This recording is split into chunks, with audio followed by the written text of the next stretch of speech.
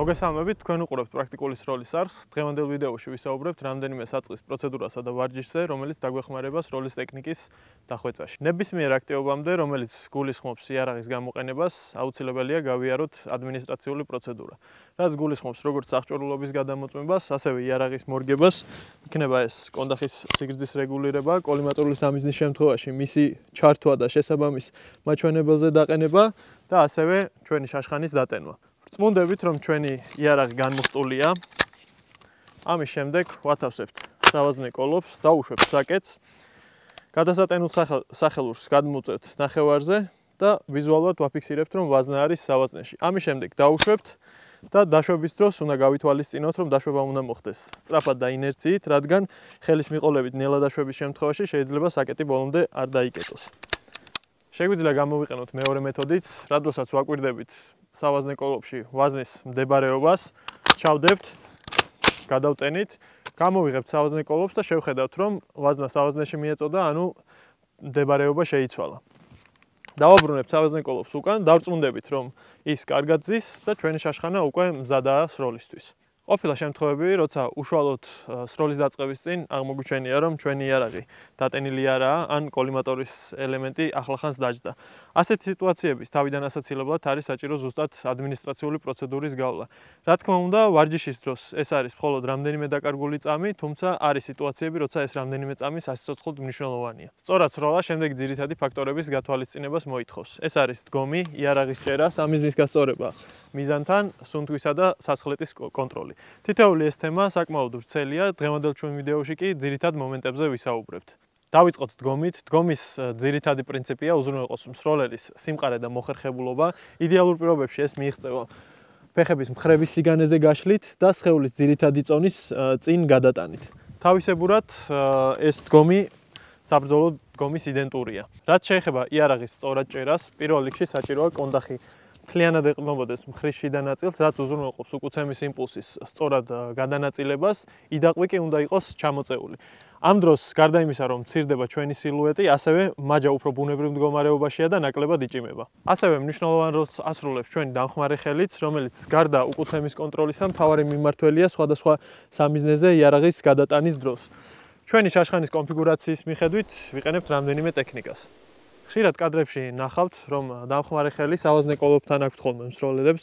ასეთი ტექნიკის მთავარი მინუსი სხვადასხვა სამიზნეზე გადატანის დროს ჩნდება, რადგან ამ დროს შაშხანის წინა გრძელი ნაწილი საყრდენის გარეშეა, მისი გაჩერება სხვადასხვა სამიზნეზე ინერციის გამო უფრო რთულდება. იგივე ეხება ვერტიკალური სახელურის სტანდარტულ ჭერასაც. მეორეს მხრივ, ამ ტექნიკის გამოყენება იმით აიხსნება, რომ ხანგრძლივი ვარჯიშისას ხელი იღლება, ხოლო ასეთ პოზიციაში მას დამატებითი საყრდენი აქვს.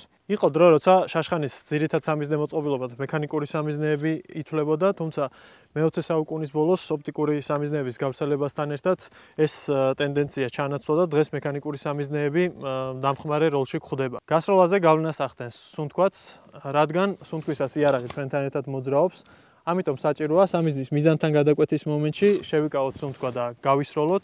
კარგი იქნება თუ ამას მოვახერხებთ ამოსუნთქვის ბოლოს, მაგრამ ყოველთვის სიტუაცია არ გვაძლევს სუნთქვისა და გულისცემის დარეგულირების საშუალებას. ასევე ორი სიტყვა სასხლეტზე, ბევრ მოსაზრებას შეხვდებით, თუ თითის რომელი ნაწილით უნდა მოხდეს სასხლეტის გამოკრა.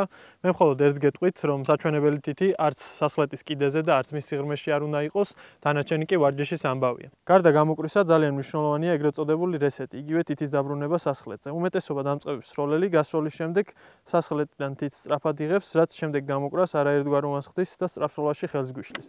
სწორი რესეტი კი გამოიყურება შემდეგნაირად. დასხლეტის შემდეგ თითი რჩება სასხლეტზე, შემდეგ გამოკრამდე. გადავიდეთ უშუალოდ სროლაზე. პირველი სავარჯიშო ეს არის ეგრეთ წოდებული ready up drill, რომელიც დაგვეხმარება საბაზისო უნარჩვევების განვითარებაში. ვიწყებთ დგომიდან, მანძილი 10 მეტრი. გავითვალისწინოთ ეს კარაბინი 25 მეტრზეა გასწორებული, შესაბამისად 25 მეტრამდე მოხვედრები სამიზნე წერტილის ქვემოთ იქნება, 25 მეტრის ზემოთ კი წერტილის მაღლა. სამიზნე გვაქვს 20 სანტიმეტრიანი დიამეტრის წრე. ადმინისტრაციული პროცედურა გავლილია, იარაღი დატენილია, საწყისი პოზიცია კი ავირჩიოთ 3-დან. ეს არის დაშვებული იარაღი, დაბალი მზადყოფნა, ლულით დაბლა, ასევე ლულით მაღლა ან მაღალი მზადყოფნა. ამ შემთხვევაში ვირჩევთ დაბალ მზადყოფნას, სიგნალზე ან ბრძანებაზე ვირგებთ იარაღს და ზემოთ ჩამოთვლილი ყველა პროცედურის გათვალისწინებით ვისვრით. სწორი რესეტი იარაღი მცველზე და საწყისი პოზიცია ისევ. აუცილებელია გასროლა მოხდეს წრის შიგნით, გავიმეოროთ რამდენჯერმე და შემოვიტანოთ დროის სტანდარტი. საბჭოთა გაკეთება დავიწყოთ 2 წამში, ჩამოვიყვანოთ დრო 1.5 წამზე და შევეცადოთ სტაბილურად გავიდეთ წამზე ნაკლებ დროში შესრულებაზე. როცა შევატყობთ, რომ შესრულება აღარ გვიჭირს, გავზარდოთ მანძილი 25-დან 50 მეტრზე, 50-ზე ასევე სამიზნესაც ვზდით, მოსახერხებელია რკინის გამოყენებაც.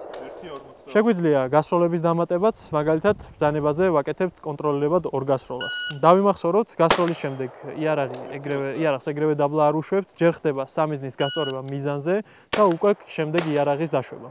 ესაა ერთ-ერთი მნიშვნელოვანი ფაქტორი, რადგანაც სხვა სიტუაციებში ერთი გასროლა არ ნიშნავს გარანტირებულ დაზიანებას, ამიტომ ჩვენ მზად უნდა ვიყოთ ყოველთვის შემდეგი გასროლისთვის. შემდეგ ვიდეოებში გავაგრძელებთ სავარჯიშოების გადაღებას, მიაქციეთ წვრილმანებს ყურადღება, ივარჯიშეთ სწორად და მომავალ შეხვედრამდე.